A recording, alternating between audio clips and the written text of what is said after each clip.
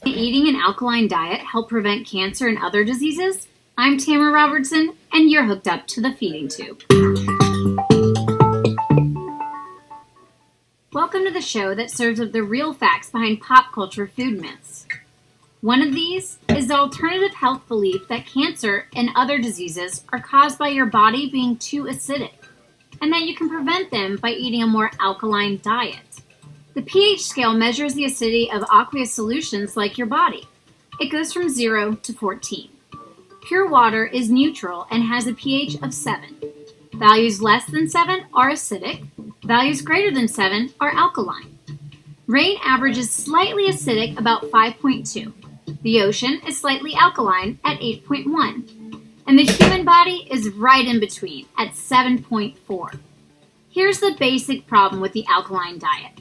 Its fundamental assumption that you can change your body's pH level by changing what you eat violates everything we know about the chemistry of the body.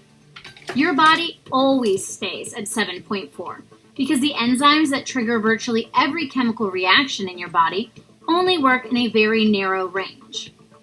If your body actually became even slightly acidic or alkaline, you would die very quickly. Your body's main mechanism for regulating its pH level is your respiration. We exhale carbon dioxide, which comes into your lungs right from the blood. If your blood becomes even slightly acidic, you'll exhale more CO2. If it becomes alkaline, you'll exhale less. This is both rapid and effective. The slow metabolization of food can't compete with the respiratory system's fast and powerful response to changes in pH. Your kidneys handle the rest of it, removing acids or bases from your blood as needed. The pH of your urine can be all over the place, depending on what was removed from your blood. Urine is the only bodily fluid whose pH can change based on what you eat.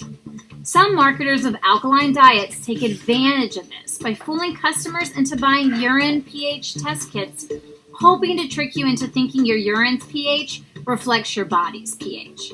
It doesn't. So what happens when you drink alkaline water or eat an alkaline diet? Nothing. Your stomach full of hydrochloric acid is extremely acidic. As soon as the food moves to your intestines, pancreatic secretions bring it back up to 7.4. All of this means the belief that an acidic body is the cause of cancer and other diseases is pure fiction. If anyone tells you that, don't listen to anything else they say. They need to revisit high school biology. I'm Tamara Robertson, and your feeding tube is out. And that's the feeding tube.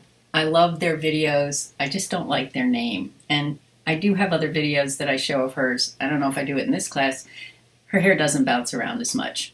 So I want you to know that she talked about why you don't need to worry about the diet affecting the pH of your blood. We have a buffer system.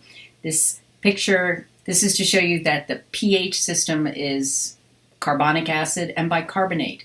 You don't need to know the details of it. I just want you to know that buffers help maintain the blood pH.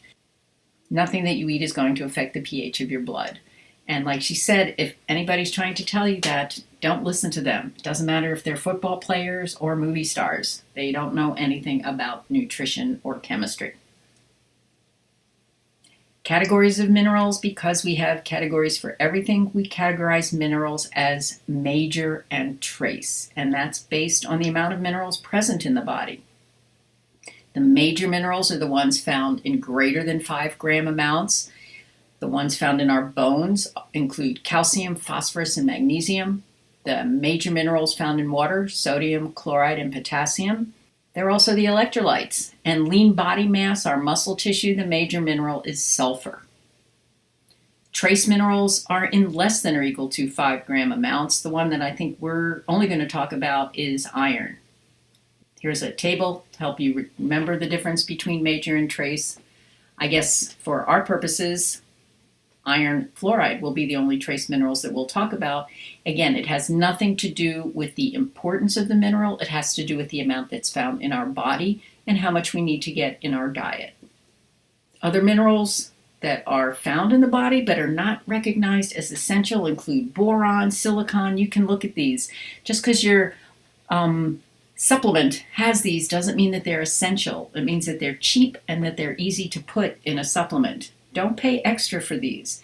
When they become essential, when enough studies are done in humans that shows that there is a specific deficiency associated with that specific nutrient, when it's taken out of the body, that's reversed when it's added back in, then you'll want to get that in your supplement.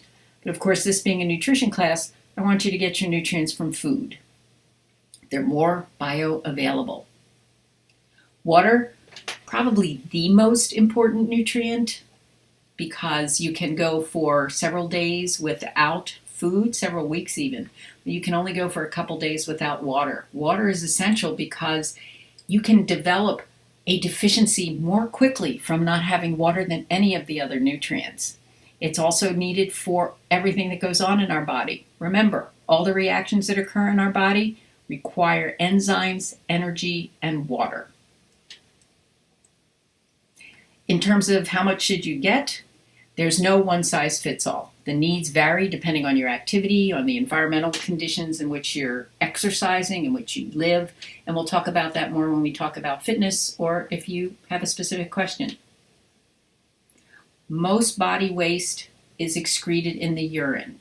I hate the word toxin. Our body does not need to be detoxed because we have if you have a functional liver and kidney.